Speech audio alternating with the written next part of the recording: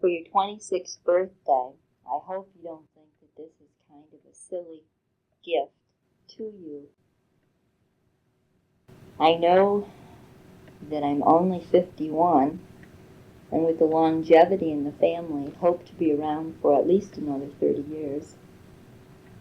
But since life is very fragile, and we never know from one day to the next what's going to happen, I would like you to know a few things special about you now. First of all, I know for sure you were conceived in Olean. Dad and I had a cute little apartment, a one-bedroom apartment that was furnished. And the only furniture we brought was Kathy's crib, and it barely fit in between the bed and the wall. We had many, many good times there. It was the year that I learned to ski, and one of Dad's friends, who was a very easygoing, patient man, took me over to Allegheny State Park, which I thought was absolutely the highest mountain in the world, and I was terrified. But slowly, very slowly, because the skis were 7 or 8 feet long, I think, and the boots were equally as antiquated. But I learned a little. We had Kathy, and she was very young that fall. Dad was in school, and he was correcting papers as a part-time job.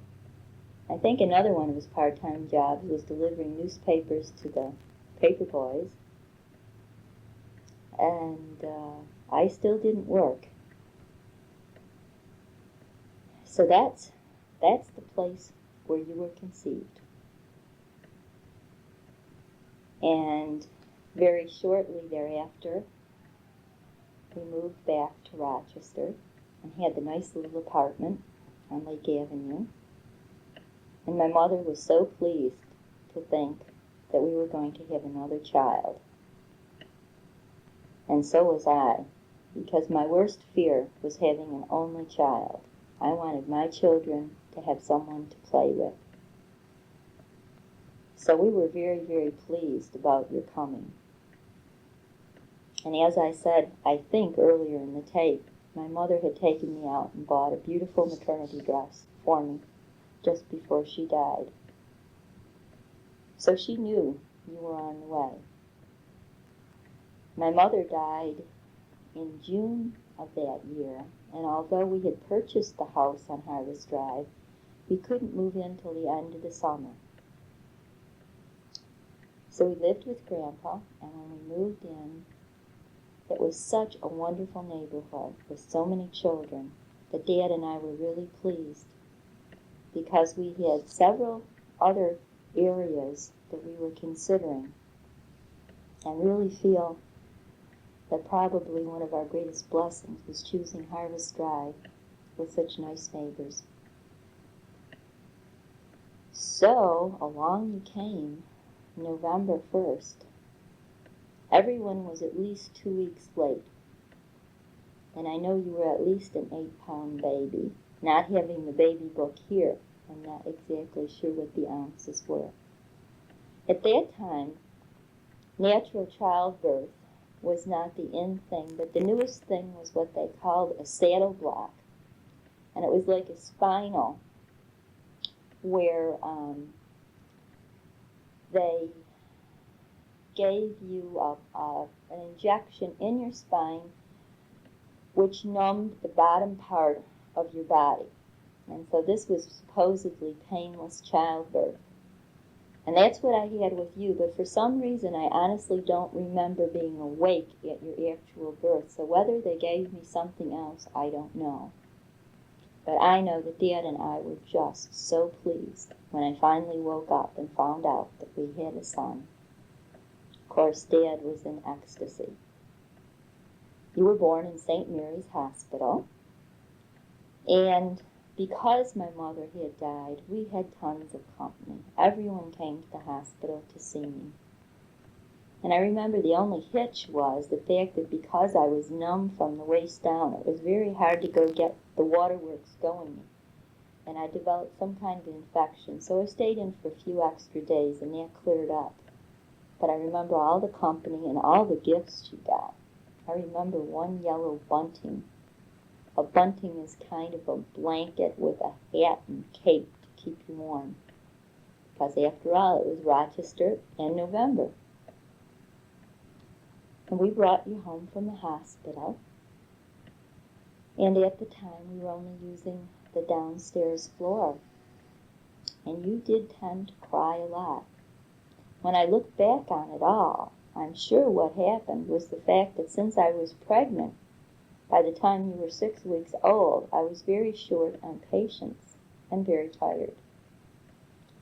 But by that time, Aunt Mary and Uncle Jim were also really wanting a child. And so they were special friends of ours, and they would come and even stay all night. We had an awful lot of fun during those years, developing a friendship with the DeJoys and the DuBoises and the Beerses. The Mahoneys kind of stayed rather aloof when we first moved in, and we're not as close as the other three couples. And your baptismal party, as I said, was a real biggie. And Grandpa just loved having another baby around. When you were born, Grandpa was still working, but very shortly after that, he retired, so that he devoted full time to pushing buggies over to the school. Kathy, by that time, I imagine, was on her tricycle, and you in the buggy. I remember you did love your bottle for a long, long time. And I imagine you were between 1 and 2 years old when you still would hand me the plastic bottle and say, "Tang, tang." And as soon as I gave it to you, you loved it so you'd lay on the kitchen floor and start slurping it down. Mary would never approve of all that sugar content, right? Then I remember the fact that I remember the fact that I've told you many times, when you were learning to walk, Kathy apparently would push you down if I wasn't looking. So when you were starting to toddle, if you saw Kathy coming, you would sit down so fast. It was the funniest thing I had ever seen. And the other thing, right at that age, that I remember is you loved to play peekaboo around the arch that separated the hallway and the living room. You and Dad would play peekaboo, and you would giggle so. You still had a very overpowering different laugh. And I guess it started way back then. As you grew up, you certainly had a lot of friends to play with. And I think that was the joy of Harvest Drive. I think you and Kathy, more than anyone, were able to use your imagination in the forts you build, in the games you played, and all these sports that are so organized now for little kids were non-existent then. And I think you were blessed by that. I guess I feel if I had it to do all over again, I would try to fight the tide, a lot like Kathy's doing, I guess. And I think you can over-organize people far too young. But you two had the freedom of the woods. And the one incident I'm sure you remember was when they were building houses behind us and they had that great big pile of dirt. You went out with your boots, and your boot got stuck in the mud, and Mary Jo saved your life by carrying you home or something like that. The Beerses were certainly the older and some of the DeJoys. It seemed like Mary Jo was more the leader in the neighborhood. Certainly you've had many, many exciting times in your life. And I think your high school days were some of our happiest. We certainly had a wonderful group of friends. And I think you learned an awful lot. I think Dad and I were absolutely the proudest of you when you were able to give up football, and not just give it up, but turn to gymnastics and do so well and try so hard. I think you were very, very fortunate to have teachers that cared. I think the teacher in grammar school, and for some reason her name escapes me right now, 5th grade, you know who I mean. And then Miss Finland in high school. I think a lot of people go all the way through the educational system and never meet that kind of a devoted teacher who really cares. And I think that, along with your nice group of friends, certainly build character. And I don't think your character ever shone as much as it did when you were able to go to gymnastics.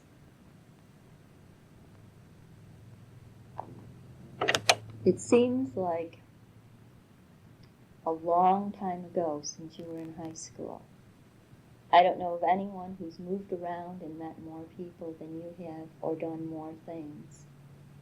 In each place you've been, it seems that you find good friends, and that you're always a positive influence on people. That makes me and Dad very, very proud. Dad, of course, loves your love of the sea and boats. And I can see where you've gotten it. But I think who you are is so much more important to me than what you've done. And the whole purpose of this tape was a suggestion by a psychologist that I listen to every day coming home from work. His name is James Dobson, and he's a family psychologist. Unfortunately, this past week, he replayed the series which told about how to make tapes like this. And one point I guess I had forgotten was that he said that it would be nice to pass on to generations the things that you feel that you have really learned by living. And I've been thinking about that. And I guess the one thing I felt in the first tape that I totally left out, and that was my feelings about God. I know, I hope, that you realize that that really is the top priority of my life. I really do believe in a life after death. I really do believe that Jesus came and saved us. And I do believe that by living a good life, that we're going to receive the reward of heaven eventually. But I think the one thing I've learned the most, and probably the thing that influenced me most, was my mother's death. I think until you lose somebody who's very, very dear to you, and I have always felt that there has been no one ever who cared about me the way my mother did. Until you lose somebody like that, you really have the feeling that you control your world, that the things that happen you're totally in control of, and that you really don't need a supreme being. You don't need anyone outside of yourself. Maybe you need the love of a companion, of a husband or wife. But I think very often when you're young, and even people who are older, who have never had to face any great difficulty, feel supreme in themselves. When my mother died, it was a disaster that I'll never forget. But yet, because of my faith, I knew that my mother was going eventually to be in heaven with God. So my sorrow was more for myself and for my dad knowing how much we would miss her, but not for her. She had really done, as they say, I can't remember the exact quote, she had run a good life, run a good race, lived a good life, and won the fight, something like that. She had always been a person who helped others. She had taken care of her family. She had done the best she could. And she and Grandpa were never especially happy. They fought an awful lot when I was very young. But when my mother found out that she had Parkinson's, Grandpa really changed his ways. And he was very caring and very loving and supportive. And I guess seeing him, I realized, in having gone through losing my mother, that you never know how long people are going to be with you. And that you have to cherish them and love them each day, not knowing if they'll be around tomorrow. But my mother taught me a lot about faith, too, because she had a great faith in God, which Grandpa didn't share with her. So I guess because my mother and father were not of the same beliefs, it doesn't bother me as much that Dad doesn't see things my way as far as religion goes. The other time that I found religion to be my stronghold, my help, my lifesaver, was when we moved. I realized that for many, many months I was praying, telling God the way I wanted my life to go. And then I realized that if you really believed 100% that the Lord was going to take care of you and do the best for you and guide you, that I had to put my life in His hands. And I think it has proved to be a good choice. I felt very bad about Guy Melton. I felt very bad about the move leaving Grandpa. And yet, many, many things have happened that have made Dad and my relationship closer. Grandpa has been strong and has really gotten along fairly well without us. And I have grown up so in these past 2 years. I was always terrified that Dad would die and I didn't know what I would do alone. And now I have a self-confidence in myself. A confidence to know that I was able to get a job, learn a skill that I thought was quite difficult, and right now I can do in my sleep without any thought, and make new friends. Those are all the skills, Michael, that you have learned moving from place to place. And I really think that people who only stay in one place, like my mom and Dad did, really miss a lot. I'm sure there are pros and cons on both sides, but I feel that Cincinnati has given me a great deal of confidence, and it has proved that the Lord really does take care of us. I'm sure that my life is not all going to be a bed of roses, but it's nice to know that when there are hard times, that you can really put your trust in a power higher than yourself. So I guess that's two of the biggies that I've learned. The other suggestion of Dobson's was that we mention the people who have changed our life the most. And I guess that goes back to all the stories I've told you on the first tape. I feel that one of the biggest factors was the fact that I got in that scholarship homeroom. It put me with a group of people all through my high school years who were really studiers.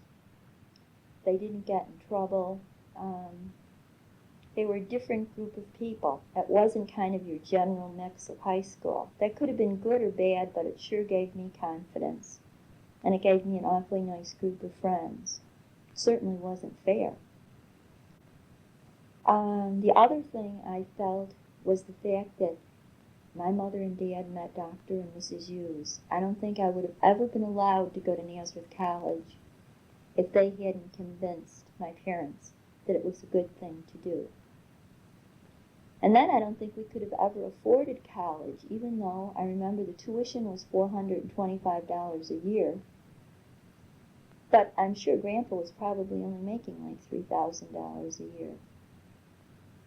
So that it would have been impossible for me to do that if Uncle Herb hadn't gotten me a job at Kodak, and it was doing some sort of assembly work for the Navy. We worked 9.5 hours a day that whole summer. We got paid like time and a half for that last hour and a half. And I made enough during that first summer to pay the tuition for all 4 years. Grandma and Grandpa certainly put out a lot for transportation and everything else, but at least I was able to pay the tuition thanks to Uncle Herb getting me the job, working under him. So he's always been especially dear to my heart. Evelyn has always been there. I think Evelyn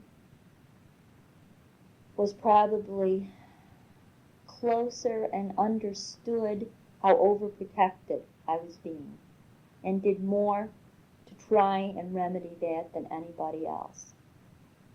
I can still remember her letting Billy run around without diapers on because she was sure I had never seen a boy from the waist down undressed. But she was my pal, and she still is, and Kenny the same way. Aunt Loretta was like a second mother to me, and after my mother died, she took over completely. She was not as giving a person as my mother, but she had a great deal of love and a great deal of openness. Aunt Loretta loved a crowd, she loved to party, and nothing bothered her. It didn't matter if I came down. One time Dad was out of town, and there were all 7 of you. I guess it could have been that summer that he went to Oregon. And she'd invite us all down, 7 children and me, and think nothing of it. Didn't matter how much noise or confusion. That was a great part of Aunt Loretta. She loved the crowd. And she loved to buy different things for each one of you. And before I knew how to sew very well, she would come and do all the hemming of the little girls' dresses. Uncle Ray, too, was always there. Always came every Wednesday. I don't know if you remember, but he would bring cookies from the bakery every Wednesday, and they'd all sit and have coffee. Uncle Ray was a very, very lonely man, not having any family, and I think he really adopted us.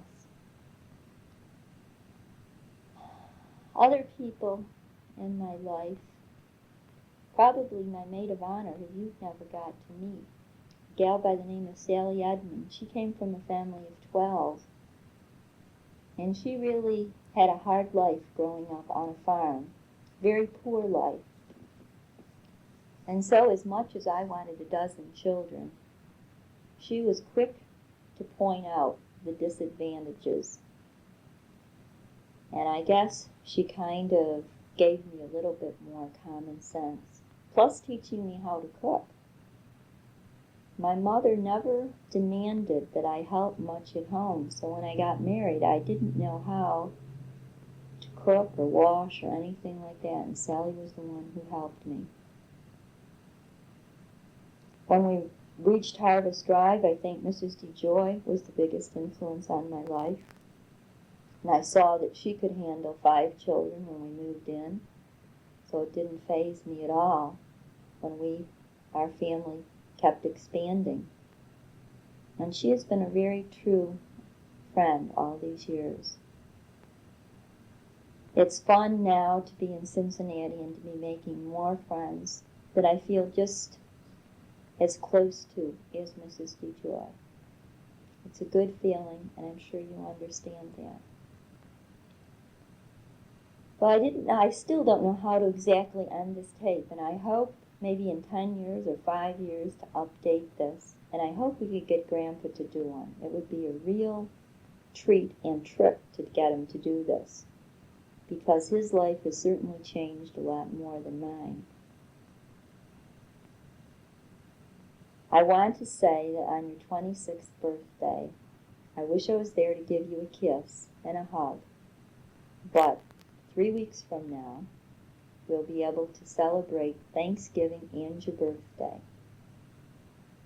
And that'll be a real treat, having you and Nancy come. So I want to say God bless, and I love you very dearly. And I hope that someday, maybe when you're a grandfather, you can play this tape to your grandchildren so they know something about the life of their great-great-grandmother back in 1985. It'll be exciting. Since we don't know what's in store, I wish you love and happiness and a feeling of real accomplishment. Happy birthday, Mike.